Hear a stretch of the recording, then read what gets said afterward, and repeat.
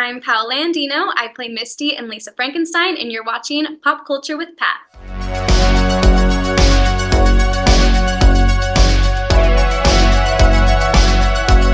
Hey guys, welcome back to Pop Culture with Pat. So I am so excited to be joined by today's guests. Today we are going to be talking about one of my favorite films of the year, Lisa Frankenstein, with one of the stars of the film, Paola Andino, plays Misty in the movie. Thank you so much for coming on the show today. Hi, Pat. Thanks for having me. I'm so happy to hear that this was one of your favorite movies of 2024. You're very welcome. Yeah, I loved it. I knew it like watching it the first time. I was like, this is a movie that was made for me. I'm definitely someone that I would say, I don't know, like a weirdo, but definitely I appreciate stuff like that that's maybe a little off the like straight and narrow. And I think this is Yes. a movie that's it's definitely gonna be like a cult, classic in the future. Oh, 100%. I completely agree. I'm like, also when you have Diablo Cody behind the script, it's like instant cult classic, I feel like. So I'm so happy you think that and that you went and enjoyed it. And yeah, it's been really nice hearing the positive feedback about the film. So I'm glad that you enjoyed it too. Yeah. Saw it twice in theaters, and then like whenever it comes out, I think I saw. Did it just? I don't know if you're aware. Like, did it? I think it just came out like digitally, or it is coming out Yes, digitally very it is soon. on digital. I think Okay, as of, gosh, it might be today is today. Friday. I think it was like sometime this week. Yeah, yeah. It's on digital now as well. So I mean, I'm still encouraging people to go see it in theaters, but I if looked you up to can't, see if it was around me anymore, but like, yeah, the closest was a little far away. So unfortunately, oh, it's not in theaters around me. But yeah, it's definitely still playing in theaters, at least in some areas. So if you can catch it, definitely go out, and oh nothing yeah. beats the theatrical experience. Yes, I will say watching it in theaters myself and then also knowing what's going to happen, it's really funny watching people's reactions. I love it. Also, just like feeding off of people's energy. I feel like when everyone else is laughing, it makes me laugh even harder. Yep. Um, but yeah, You just even at get the caught up in premiere, it. sorry? Oh, you just get caught, like you get caught Oh, up in the emotion. yes.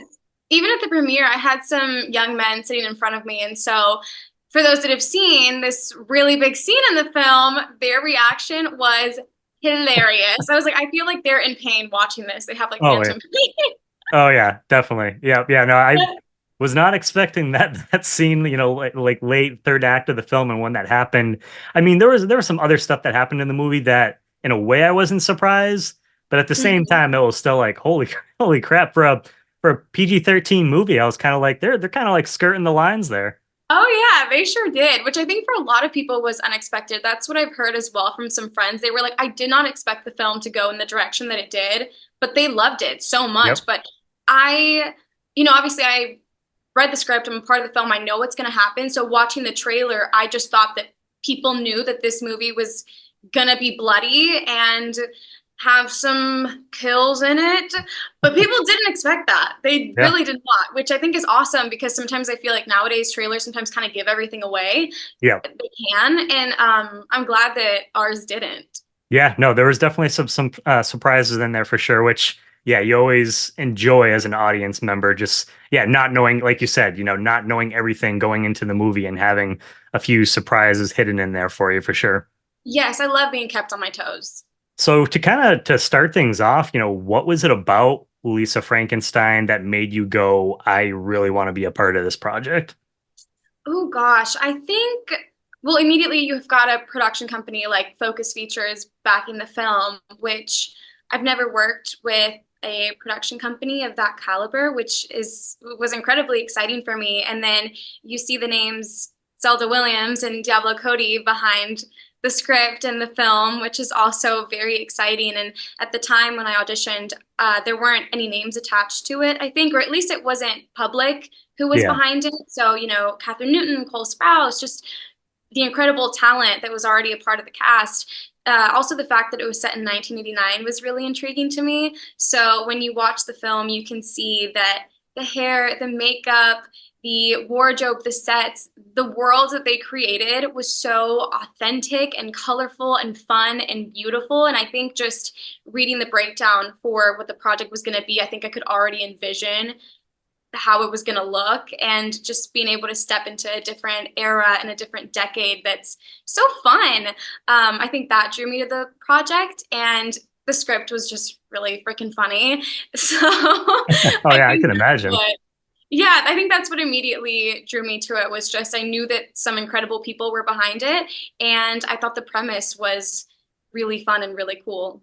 Yeah, I say I don't blame you with just those couple things without even knowing like all the details, just going off those couple things. It's like what's not to like with just Oh that yeah. information alone.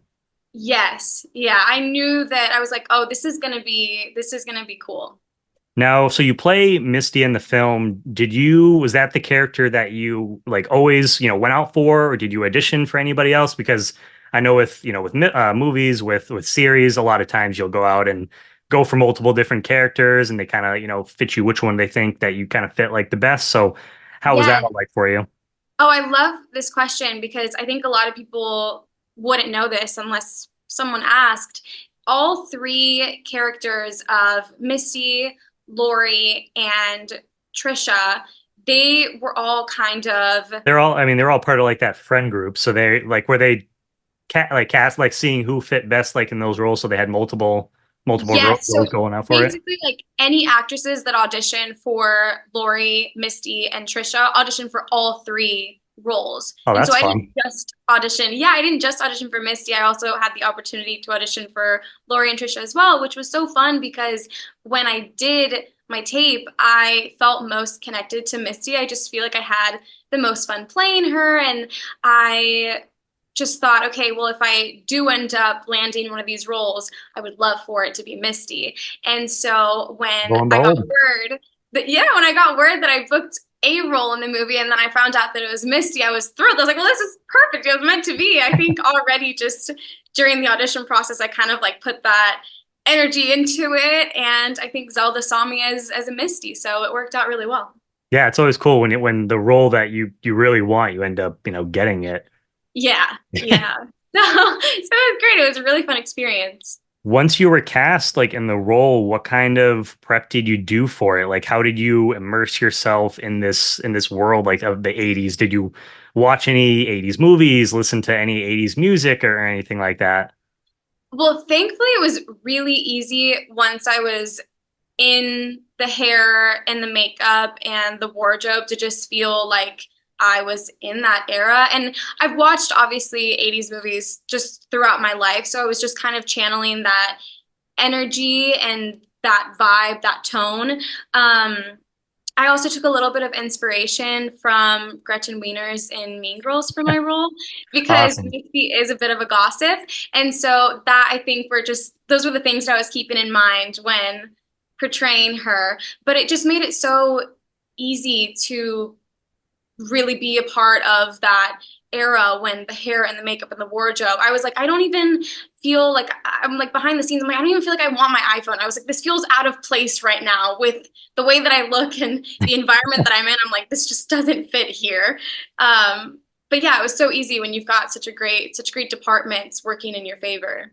Yeah, when you have, like you said, like the hair, makeup, the costume design, the production design, when they kind of create a world that you really feel like you're actually there, I feel like it makes it so much easier for you guys to get into character and just feel like you're actually, in the 80s rather than, pretending to be in the 80s for a film. Yes, it felt really authentic. I was like, this feels like this could have been made actually in 1989, which was so cool. I was like, I don't even feel like I'm in the 2020s. I really didn't. And what a great character to kind of base yours off of, two Gretchen Wieners. I mean, talk about like classic high school comedy movies, Mean Girls. I mean, you can't go wrong with that. I know, it's like this is another cult classic, another very iconic film that I grew up on that I think is so fun. So yeah, I think immediately I was like, oh, I know what kind of girl this is. I was like, she's so a Gretchen Wieners type. Like she's a little bit rude to outsiders, definitely a gossip, very loyal to Taffy, has her other friends as well. And I was like, great, boom. Inspiration taken. Right? You knew right there. Did you Mhm. um did you kind of come up with like any kind of background for your character at all? I know sometimes actors will do this with a character, or was that something did you just go with like kind of what was given to you like based off the script? I would say a combination of the two. Yeah. So I think like I kind of imagined that these girls have been friends for a really long time. And so then with that dynamic of Lisa, Taffy's new stepsister, kind of stepping into the picture, I think, of course, Misty can't help but feel like a little bit threatened. Like, is Lisa going to take her place in this friendship group, or is she going to be kind of shut out? Just her own insecurities kind of taking over. And I think that's part of the reason, too, why you see in the film that Misty is not the nicest to Lisa. And I Yeah. think that's just due to her own insecurities and just kind of feeling a little bit threatened because Taffy does have such a beautiful relationship with Lisa. I think you would kind of expect her to not be so welcoming to her stepsister, who's kind of an outsider and a weirdo. And she's actually so sweet and really is welcoming and inviting to her. And so even at the beginning of the movie, when you see Taffy brings Lisa to the party, I'm like, oh, it's like you brought Lisa, like Yeah. really?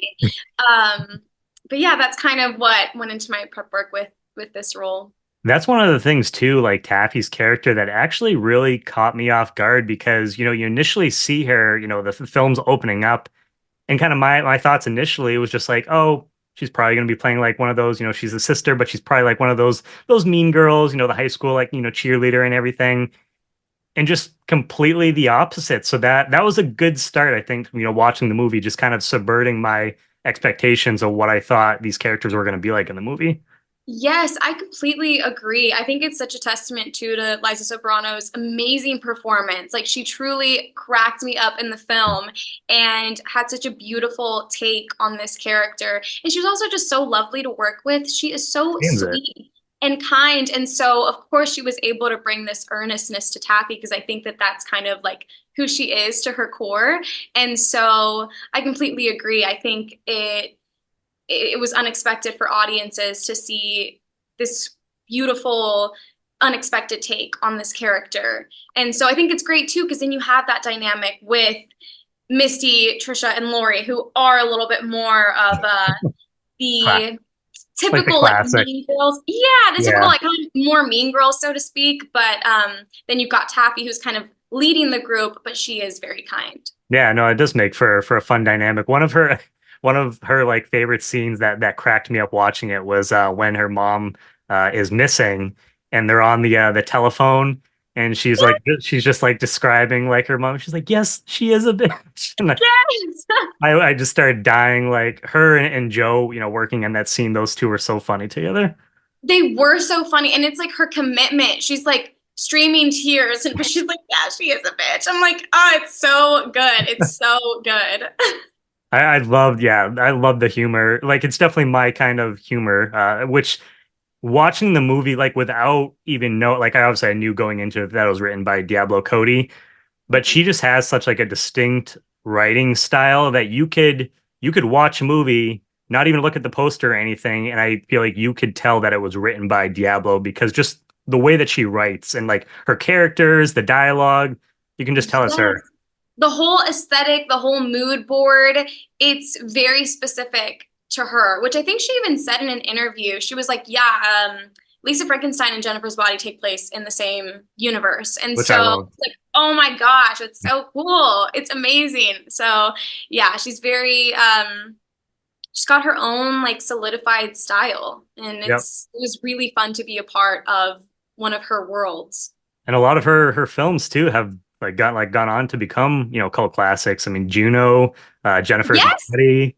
And I mean, like I said, yes. I'm pretty sure, a few years down the line, like you're gonna see like even Lisa Frankenstein jump even more in the popularity than it even has like right now. And people are gonna be, I was talking to Megan just about like the costumes. I think like this year for Halloween, for like horror conventions and stuff, you're gonna see a lot of like Lisa Frankenstein costumes and stuff like that. Yeah. Oh yeah, I've seen Kathryn Newton has been posting lots of like really fun edits on her Instagram stories and like TikTok edits that people will make and they're already dressing up. People All are right. already dressing up. They're taking Lisa's iconic outfits and transforming them and kind of making them their own and reenacting scenes and it's so fun to see. So I'm like maybe we'll see some cheerleaders this Halloween I wouldn't be season. surprised. Some possums. Yeah, did you get like by any chance did you get to keep anything from the set as far as like any of the wardrobe or anything? No. No, no, Uh but I wish. Or even just I wish more so from the hair department. I wish I could have kept my banana clip, Yep. which is what I had to kind of like give me that iconic, really big ponytail. But the only thing is, my hair is not naturally curly, and in throughout the entire film, it's very, very like 80s-esque curly. And so I don't even think that a banana clip would actually be able to like hold my hair in place because it would need to have the texture from the curls to stay up. And yeah, the very talented hair department were the ones that were able to transform my hair into those curls. I don't know if I'd be so lucky as to do it myself. I was gonna say, no, that must have been like where you said where it's not naturally like curly. That must have been a challenge to get it, to be curly for those times that you were shooting the movie. So shout out to that team. I know, yeah, a little bit, especially when you're shooting in the New Orleans humidity, and we Yeah, had rain a few times. So, yeah, no, they killed it though. There's nothing some teasing and some hairspray can't solve. for sure, for sure. So, we talked about at the beginning this being Zelda Williams feature debut. What was it like just getting to, work with her and help bring her vision for this film to the big screen as well? Oh, amazing. She's so down to earth. She's so laid back and obviously has a great sense of humor. And it was truly an honor to be a part of her feature directorial debut. It was very exciting, and reuniting with her at the premiere was also really, really fun. She was so happy that that all of us were there, and I would love to work with her again in the future. And I think that what a great piece of work that she put out as her first feature directorial debut. So it was just very exciting to even be just a part of Lisa Frankenstein, really. And I'm so excited to see everything else that she comes out with. And I just loved how on set she cultivated such a really fun, collaborative environment where we all kind of felt like we could play, and she was open to ideas and very respectful to everyone. It was never like super chaotic. Directors have a very stressful, pressure-filled job, and no, she was always very lovely to everyone. Which is, yeah, just a testament to her too, with this being her feature debut. I mean, you could, I feel like some people could maybe be a little nervous, in that kind of like situation. You want to make sure, you put out the best product that you can. Of And course. I mean, from everything that I've seen, though, like the interviews and stuff like that with her, she seems like a wonderful person. And I don't know if it was like an interview or something that I was listening to, that it sounds like horror is like kind of like one of her favorite genres. So I'm really hoping that we get to see some more horror-based projects from her, like in the future. Oh yeah, I think she could really just kind of like cement herself in that genre and like truly just like I don't know, pave her own path in the horror genre and just like the horror comedy too, just having that element of humor in there. And then Lisa Frankenstein also had the romance. Like it's really just kind of like a genre bending film too. And so I Oh think yeah. that she could do that with really anything that she wanted to. But what a fun place to start. Yeah, I believe it was when I was talking to Megan, she was saying that you guys referred to it as I want to say it was a zomcom, like Yes, zombie Zomcom is the comedy. perfect way to describe it. Yeah, and so even we mentioned earlier, like films that maybe like I thought about in the process years ago. Warm Bodies was a film that I really loved, and this kind of has elements that to me reminded me of Warm Bodies too. So Yep. definitely another like zom-com where you have a little horror, you've got a little comedy, you have the romance. So there's kind of something for everyone, which is why too I think down the road, Lisa Frankenstein is a film that people will want to revisit around Valentine's Day and around Halloween. It's like you can I mean, you can watch it anytime throughout the year, but really, Yeah, I think at those times it'll just like really pop back up. really hit. Yeah, no, it's definitely going to be something that's going to be on my rotation for sure. And yeah, watching the movie, I got hints. I even got like hints of like Tim Burton, like Yes. Beetlejuice especially. Uh, Yes. In the dream sequence. yes. Yep. Yes. I Yep. completely agree. Oh, and even the opening, like the animated opening, Yep. I Yep. didn't know that that was gonna be a thing. And so when Oh, so I that's a fun watched the film, surprise. oh, it was an amazing surprise. I was like, this is awesome. And so I'm sitting there watching it for the first time. I'm like, oh, this is so Tim Burton-esque. Yep. Yeah. 100%. That and another one like just top of my head too is like Heather's, which I'm sure like they probably mentioned Yes. you for like a reference or something like that. Oh, 100%. I totally see the inspiration there as well. Yeah. Yeah, so I mean, just classic, 80s and nine, or even some like, like early 90s like films as well. But a lot of your scenes you get to interact with both Liza and Kathryn Newton. Can you just talk, you talked a little bit about working, with Liza, but can you just talk about working with both of them, having them as castmates on this film? Oh, it was truly like a joy to work with both of them. Kathryn, as the lead of the film, she carried herself with so much confidence and really set the tone on set and was constantly kind of like switching things up and giving Zelda different takes to work with. And then with Liza, she was so sweet and so kind, and it was really easy to work with both of them. And just such a great reminder to just, especially like with Kathryn, to just go for it and be fearless and take some big swings, which I think she really did with Lisa. And I think I had seen an interview of hers where she said that, she was like, she read the script and was like, I don't even know where to begin with this character. And to then see where it ended up is so cool. Like, what a journey that she went on developing this character.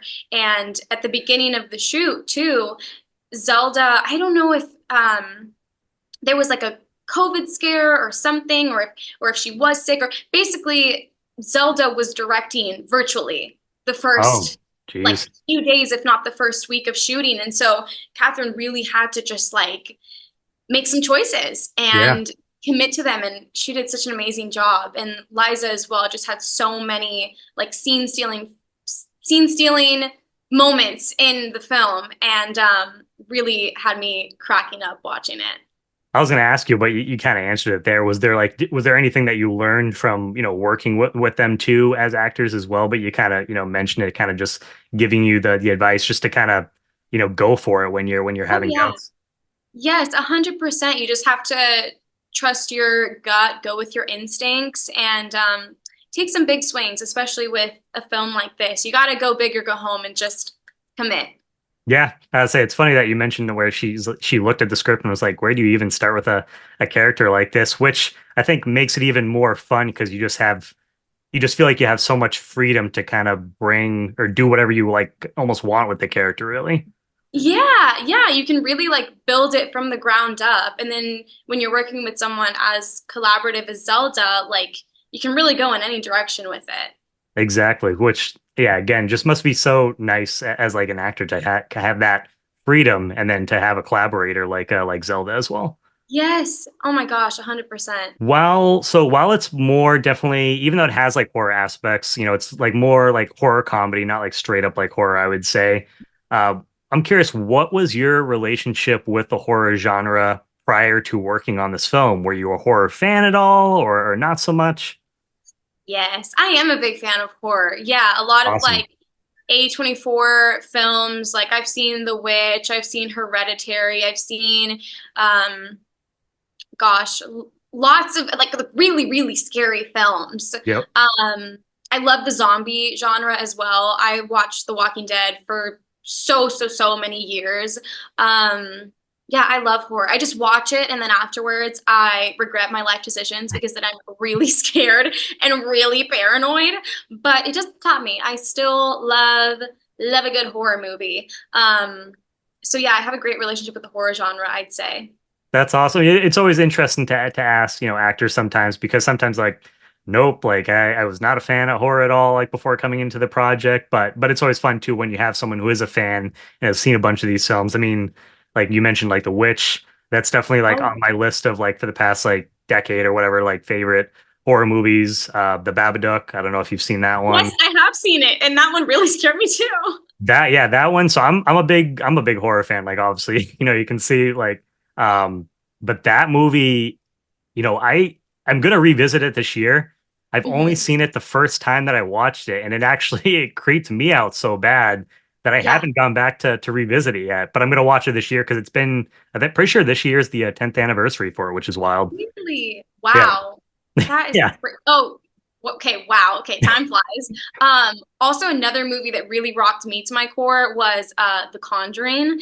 yep, And I don't know, another A24 one. I don't know if you've seen it. I think it's called, I want to say it's called Saint Maud. yeah, yep. That movie messed me up. That it was a slow burn that really got me. That ending, I get like chills thinking about it. That movie really scared me. I'm a sucker for the slow burn horror. I know not everyone, it's not everyone's cup of tea, but I don't know. For a lot of those like type of movies, they work for me. I'm really excited to check out the director. I'm spacing on her name right now, but she has a movie coming out next week, Love Lies Bleeding, and it's a A24 film. Oh, yes, the one with Kristen Stewart. Is it Yep, that? yeah, that's the same Okay. director who did Saint Maud. No way. Yep, so I'm really Okay, looking well, forward to that one. definitely be checking that one out. Like a big A24 fan, but didn't know that it was that director. So good I to know. I'm Thank like you. 90, like I say now that I'm saying like putting doubt like in myself, I'm like 99% sure that it is. Well, Um, either way, I'm convinced. I'm sold. I'm like, I will go watch yeah, no, it. I mean, yeah, it looks great like either way. Um, I'm curious as far as like for you personally, who do you relate more to, either Taffy or Lisa? Oh my gosh. What a good question. Who do I relate to more? I think just not even thinking about it, I think I have to go Taffy. Taffy. Okay. I gotta go Taffy. Yeah, I think with Lisa being more of an introvert and a bit more of a wallflower, I say I would possess more of Taffy's, more of like her girliness, more of her extrovertedness.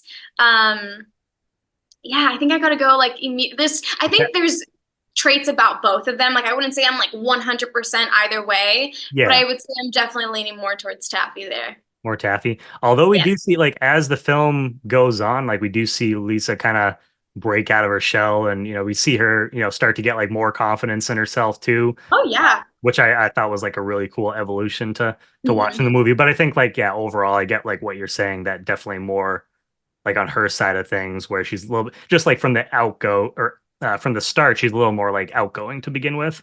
Yeah, yeah. And I think that makes sense too. I ended up playing like a cheerleader as well. Just Yeah, it's fitting. makes sense.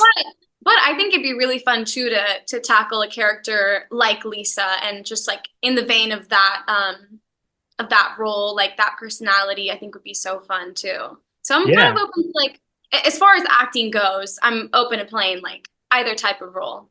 Yeah, because I mean, something like that might, like challenge you a little bit more, where it's like outside of who you like kind of are as like a person Oh personally. So yeah. just to get to kind of channel that, character. We were Yeah, kind of totally. we were talking about this too, just as far as like, I mean, the overall vibe of the set. It seems like it was a really just fun movie to be on, to work with, with everybody on there. Do you have like any, fun stories or memories that come to the top of your mind, when you think back of working on Lisa Frankenstein? Oh, yes. I have so many fun memories with Joey, who plays Tamara in the film. Yep. Yeah, we were staying at the same hotel when we were shooting, and it was my first time ever in New Orleans. I think it was honestly hers too, but we played tourist together in New Orleans, and so we went to Cafe du Monde and we had beignets, and then like we got caught in the rain. There was like a torrential Oh, downpour when geez. we were exploring I think it was the French Quarter that we were in, and kind of like around the Bourbon Street area during the day.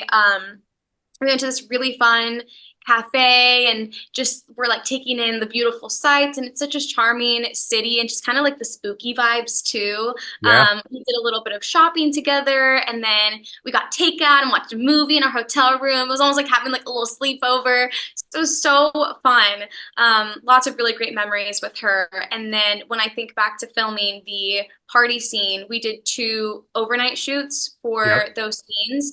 And so I love night shoots. It's also like having a slumber party at work where you're like up all night to the point where everyone's getting like a little delirious.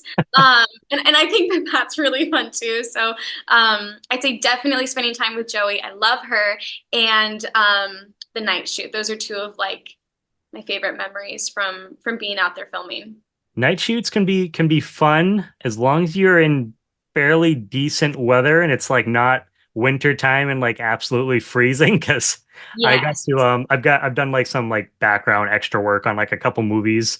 So I like years ago I got to work on Hocus Pocus 2, Oh and it my was gosh. it was filming like middle November, and it was filming in like Rhode Island.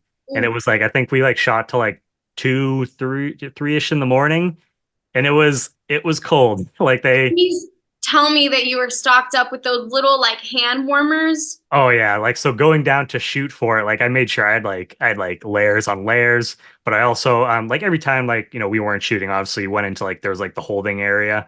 So Yeah, we were in there, but yeah, I had like multiple socks, hand warmers and stuff like that. And the witches, like every time they were done shooting a scene, they had someone come out with like a big like jacket or blanket to kind of warm little them. like space heater. Yeah, yeah. Oh yeah. So it's Good like thing they're for fun if you're as long as it's in, like nice weather or whatever, and it's not like freeze or even just like downpouring or anything like that. yeah. I'd say for us, thankfully, we didn't have to fight the elements too much. I would say the worst thing was just like a little humidity and maybe for like especially us girls, we'd be getting like a little shiny, so they'd have to like blot our faces so we're not looking like too sweaty. Um But you and just then get tired too, the late night. You're not typically like a lot of people aren't used to staying up that late. yeah, I think also part of the reason maybe why I like night shoot so much is because I'm a night owl. So Okay. staying up late is kind of my vibe. I would say it's And not a big so deal for you. yeah, I'm like, there's nothing a little concealer can't fix. And so I love a good night shoot. We just had also like some bug repellent for Uh, our legs too, because there were some mosquitoes out. So yeah. really just the humidity, but then too, I already had like very big curly hair. So the humidity was like, honestly, do your thing, kind of was working in my favor. Yeah, you're helping out a little bit. Is there like as far as just like being in like the 80s vibe and everything, is there anything that you wish from the 80s would almost still be around, in today's world? Doesn't have Ooh. to be even like a movie or like a, music or anything. It can be like anything from the 80s, like any aspect of it. Hmm. More of the fashion, I feel like. I think Carla, who plays Taffy's stepmom in the Yeah. film, she had some really great outfits in the movie. Like she has this one little number that's like the leotard with the tights. I'm like, I don't know if it's just because it's her wearing it and she looked fantastic, but I'm like, I am really digging this aesthetic. Just all the outfits I think were really fun because then you've got something for like brighter people that like brighter colors, and then you've got more of like the goth element and like the lace. I'm even seeing it in like your background. I'm like, that is so cute. But then Yep. also like the bright colors and the pastels. So I think some of the fashion, I would like for that to come back. I would say scrunchies, but I still use scrunchies, and There you go. so those don't need to come back. I already use scrunchies They're like on already the daily. already here. No, but I'm right there with you as far as like the 80s like fashion goes. Like I'm definitely someone that I mean, this isn't super bright, but just like the pattern and stuff like that. I like the Yeah. loud patterns and um like I wear like the shirts like the very bright like neon colors and stuff like that. So I like to think that I would feel right at home almost in the like the 80s. Oh yeah, it's a vibe. I don't know, it's just so fun. And I feel like nowadays, like with just kind of like minimalistic fashion, kind of trending and neutral colors, which I also love to some Yeah. extent. But then sometimes you just wanna have a little pop of color in your life. And so Yeah. that's why I feel like the 80s is like so perfect for that. Get a little crazy. Yeah, for sure. Yeah, a little crazy. A little crazy. So we were talking about, just saying that, Lisa Frankenstein, honestly, like myself, I've seen a number of other people say it that really think that this film is, going to be like a cult classic. It's already got like a really dedicated following. What does it mean to you as an actor just to be involved in a project like this that has connected so deeply with fans? Oh, it's so exciting and such an honor. And it's something that I was even thinking, I was like, oh gosh, like I hope that audiences someday, like years and years down the road, can look back at the movie and see my appearance on it and be like, oh my gosh, that was Paola Andino and Lisa Frankenstein? Like what? That's something that I think about just as I continue evolving with my career and keep growing as an actress and expanding on my work. I hope that this is something that's like really a launching pad, what doesn't like a launching pad where it's like not an obvious one, but you're Yep. like, oh wait, you'll look back and be like, what, she did Yeah, she that? was in And that movie.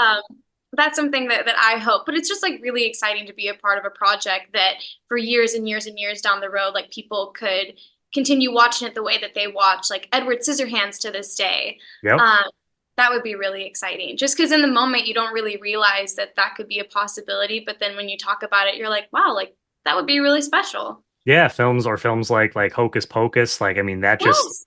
came out, it hit like the VHS market, and then it just like it started playing on TV, and it just kind of over the years and years it's just become this like really massive thing that, has developed like such like this huge following, and years later we get like a sequel. I mean, maybe years down. I hope we don't have to wait that long. It would be fun if we got a sequel a little bit sooner for Lisa Frankenstein, but Definitely. you never know, with these kind of things. But Oh yeah. yeah, it's just yeah, it's one of those. Well, I'm the same thing with you as far as like I've had actors where I kind of maybe discovered them a little bit like later on. I'd like seen a Mhm. project, discovered them afterwards in something else, and then I go back to watch that project and I'm like, holy crap, I didn't realize they were in this, this movie or this TV series. Yes. Yeah. I hope that that's something that like an experience that people can have with me just because it's so cool. So I think Yeah. if anything, that would be like something really cool that could come out of this someday. But Yeah. No, I know exactly what you're saying as far as like that goes. Is there, Paula, is there anything else just to kind of wrap things up as far as, just like your experience of working on Lisa Frankenstein? Is like anything else that you would like to say to the fans out there as well? yeah, well, thank you so much to everyone that's already seen Lisa Frankenstein. Please continue tagging all of us in your posts, in your pictures, your videos. Thank you just so much for supporting the film. And if you haven't seen it yet, go watch it. Thankfully, we didn't really spoil too much in here for you. But go see it if you haven't. It's a really fun film to watch with your friends or your family and to just laugh. I think this is a film that we just really wanted people to have fun with it and enjoy it. It's definitely a wild ride. So Oh, don't for think you sure. know what to expect because you don't. Nope, not at all. Yeah, it's definitely one of those movies that just I honestly think like especially over the past like few years, I think that where it's not totally comedy, like we talked about, it was like genre bending.